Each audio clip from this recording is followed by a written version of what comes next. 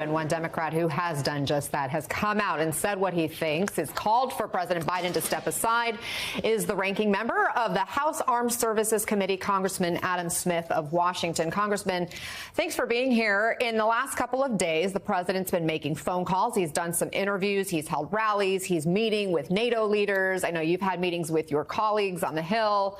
Has anything changed your mind about the president's candidacy and his ability to serve another 4 years? No, and I think that's a great summary of what you just saw there. Too many people in our party right now are basically saying, we are deeply concerned, but what are you going to do about it?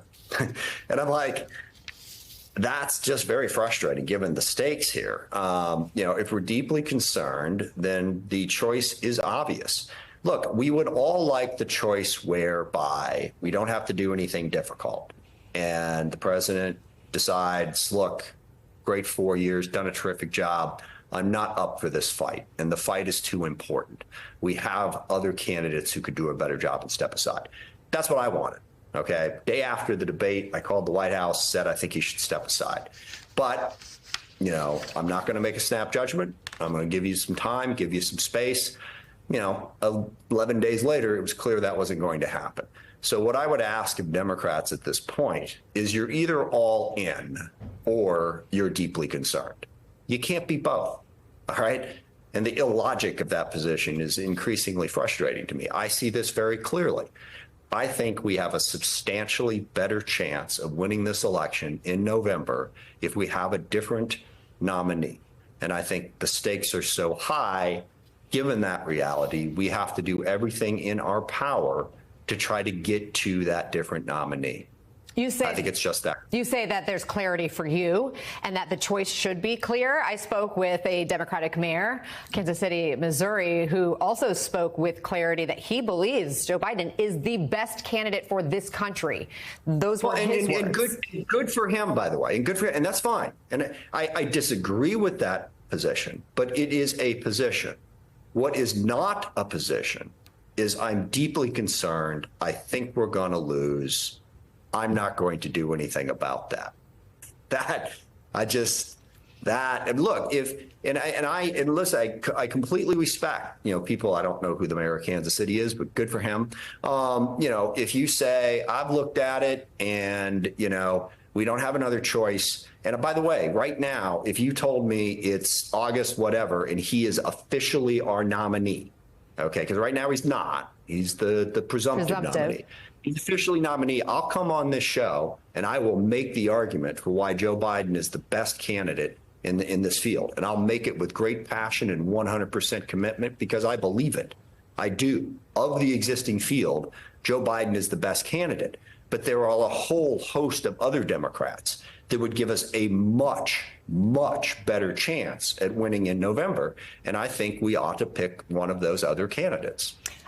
You're coming out here, you are sort of sticking your neck out to say what you're saying publicly, repeatedly, and yet Speaker Emerita Nancy Pelosi was on MSNBC this morning suggesting your process here is the wrong one. Listen. Said to everyone, let's just hold off. Whatever you're thinking, either tell somebody privately, but you don't have to put that out on the table until we see how we go this week. Help us understand, Congressman, your calculation to put it out on the table. Yeah, no, I understand what Nancy said, and I strongly disagree with her. I think the White House strategy became very clear after the debate, and that strategy was nothing to see here, ignore the problem, run out the clock, and then make everybody live with it. Like I said, I tried the speech. I think of her as the speaker, always will. I tried, the speaker's strategy for 11 days. That, okay, if we're just quiet, we don't say anything, we're nice about it, they'll come to the right decision. It was blindingly obvious by 2 days ago that was not what was going to happen, that we had to force it forward. And look, it's an aspect of my personality. When I think there's something that's right to do, I'm fairly forceful about it. I think it has served my constituents well to not to not do what needs to be done in a given situation to accomplish it. If I thought that the speaker's strategy would work, if I thought if we're just quiet, I had background conversations. I spoke to several people on the campaign, several people at the White House. I did all of that. I think at this point, and I would, and I'll have this conversation with Nancy when next I see her, maybe there's stuff going on behind the scenes that I'm unaware of. Well, okay, maybe that is distinctly possible, but I don't think so. You've said you're 1,000% confident that another candidate would have better odds of beating Trump in November. If you could hand select that alternative nominee, who would it be? Well, two things. Number one, I wouldn't, because I don't want to presume that somehow I'm going to make the choice instead of the delegates who have been picked to make that choice. That's our process. That's who they are, and those delegates should make that choice. If they asked me my opinion, I would say we should nominate Kamala Harris. I think the vice president has done an outstanding job, particularly the last couple of years. She's a former prosecutor. She's clear, articulate. I've used the phrase during many of my conversations here. We need someone to prosecute the case against Donald Trump and for the Democratic message and the Democratic agenda. I think we've got a powerful argument.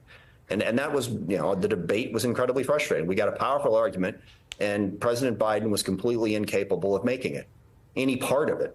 OK, I think Kamala Harris can do that. And also, we have the added benefit that because she's his vice president during all of those primaries, it was the Biden-Harris team that people were voting for. And I think that's a factor. Now, I don't agree with, well, all these people voted for Joe Biden. All those people hadn't seen that debate yet.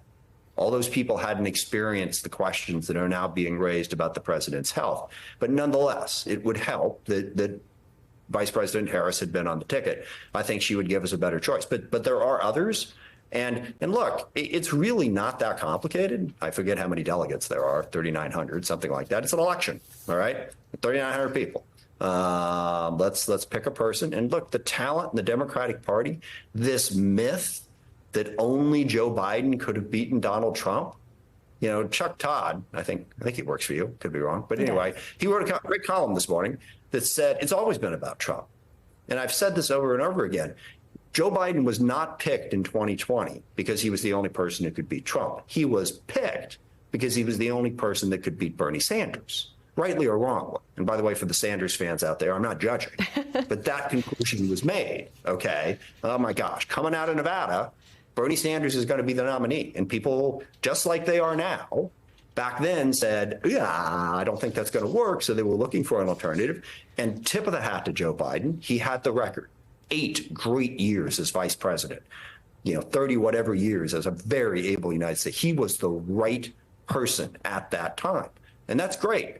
He's not the right person now. Congressman. And anyway, you get the point. I think we can do better. I hope we'll have a serious conversation about it. Hey there, MSNBC fans. I'm Luke Russert, and be sure to join me, Rachel Maddow, Jen Psaki, Lawrence O'Donnell, Steve Kornacki, Joy Reid, and many more September 7th in Brooklyn, MSNBC Live Democracy 2024. Click on the link for ticket information. We will see you there.